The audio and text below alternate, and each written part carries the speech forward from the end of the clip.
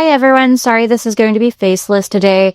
Oral surgery has been the gift that just keeps on giving. Unfortunately, so I had a swollen part of my face and I'm not able to show up on camera for now. Hopefully Monday that will be resolved. Pretty soon I will be analyzing the case of Emmanuel Haro. I did see some interviews that were interesting, some things that people weren't discussing. The parents, of course, their behaviors are completely off, not the behavior of parents who have lost their child. There are so many alarming things going on in those interviews. But something that I haven't seen anybody really discuss is their other child is also pretty calm. There's no sadness or distress, no exhaustion, nothing going on in any of their faces that indicate that they are genuinely in distress over this event, whatever that event may be. Because we're still uncertain at this point whether Emmanuel's really just missing or if he has passed away. Of course, everyone very strongly believes that something really horrible happened and the parents are involved. They're very much guilty. I do personally also believe that myself. I look at things such as the lower palpebral fissures, the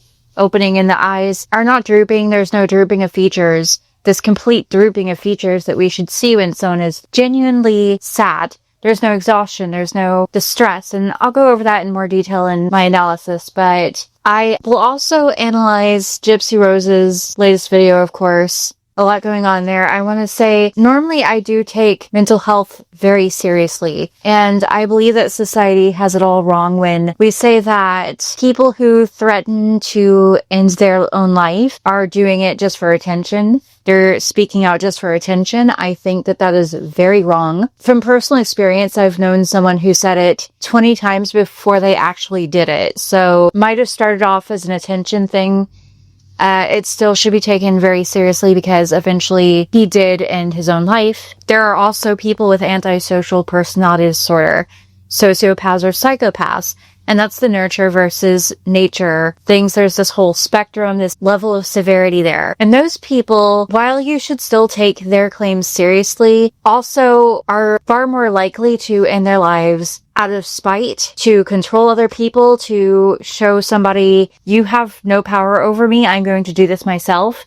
They're far less likely to end their lives over something such as not getting admiration, such as getting criticism or hatred, because that is still fuel and supply for them emotionally. That still tells them that they have some sort of control and pull over how everybody feels about them. That's more typical of someone who is a sociopath or a psychopath. So while those claims should be taken seriously, I still want to note here that sociopaths and psychopaths are a lot less likely to do that sort of thing just because they're facing criticism or bad publicity of some sort. Again, that is control and supply to them. That is something that tells them they still have some pull over everyone else's emotions and someone somewhere is still thinking of them. They don't look at it as something necessarily all that stressful. It's the same as narcissistic supply. It's narcissistic supply, essentially. Sociopaths and psychopaths do have narcissistic traits, narcissistic tendencies. Not all narcissistic people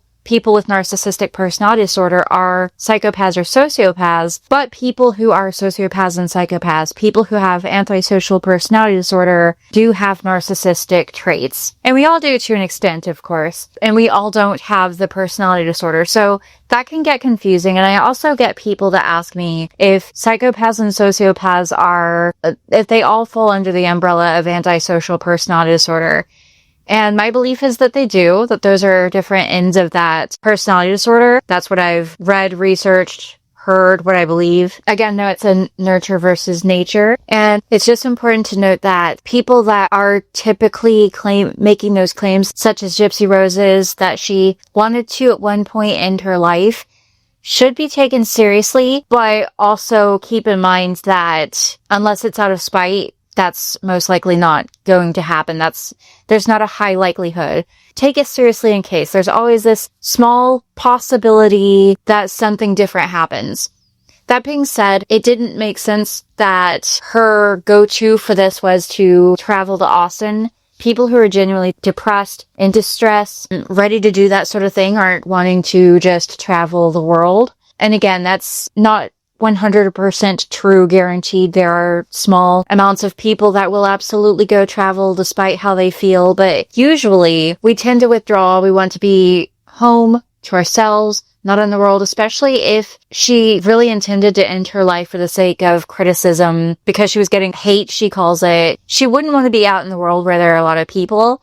And then furthermore, she showed up on camera. So there's a lot of that in her video that I saw. There's also the fact that not only is she not looking at the camera, which itself is not an indication of a lie, but it's very difficult to lie. Not only avoiding eye contact, she has that aversion there, but her tone, her cadence, how long it takes her, and the space between her words when she's trying to tell us that those were her intentions, that that's how she feels. As if it's very difficult for her to say it, because most likely she's having to come up with what she's going to say exactly. It's not someone who is genuinely having a difficult time just talking about something. Usually that would start off with someone saying something along the lines of, I don't know how to say this, I really don't feel comfortable with this. Some indication that they are uncomfortable. And non-verbally, I will go into that further in the actual analysis video. More indications as to why she's not just uncomfortable saying it. It's that she's genuinely having to come up with what to say